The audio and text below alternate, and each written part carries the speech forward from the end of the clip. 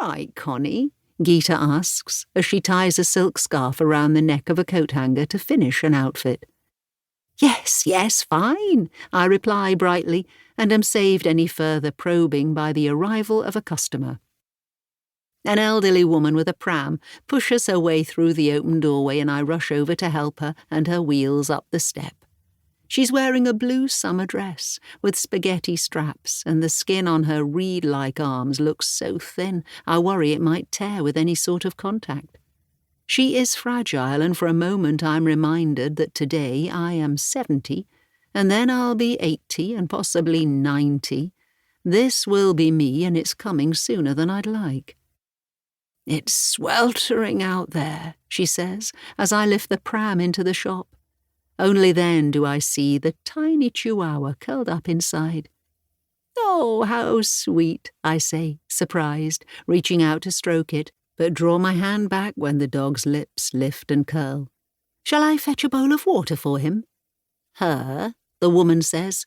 "Penelope Jones, that's her name. Penny Pops for short. She's such a love, I don't know what I'd do without her.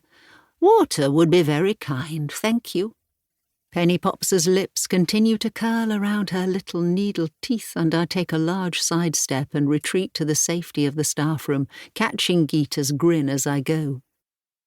With a bowl for the dog and a glass for the customer, I leave her to rummage through the bargain bin and turn my attention to the stack of donations that need sorting.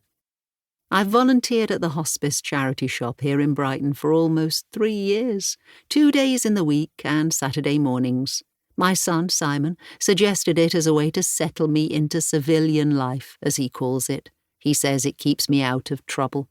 I think that what he means by that is he doesn't want a repeat of what happened with the keys for my van. It really wasn't my fault that they slipped down through the slats into the drain. It could have happened to anyone.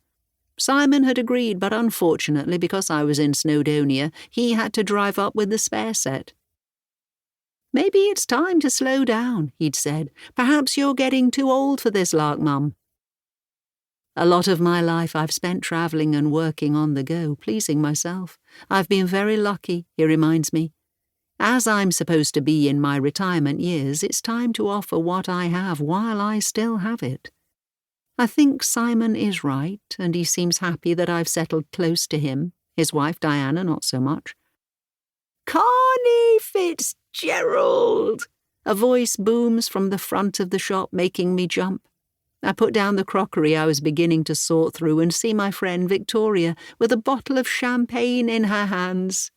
"Happy birthday, old girl!" Vic is the person I've known the longest in Brighton, after meeting at a yoga class and being the only two to dash off for a glass of wine straight after. She's much taller than me and willowy, with graceful arms and long fingers. I had asked if she was a pianist when we first met, and she'd laughed and said, "Pickpocket."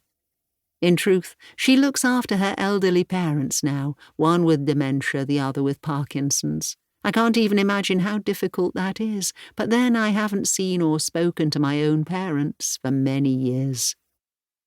"You didn't say it was your birthday," Geeta says. "I'd have brought in some cakes if I'd known." Not one for a fuss, I wave off Geeta's concerns, take the bottle offered to me and pop it behind the counter.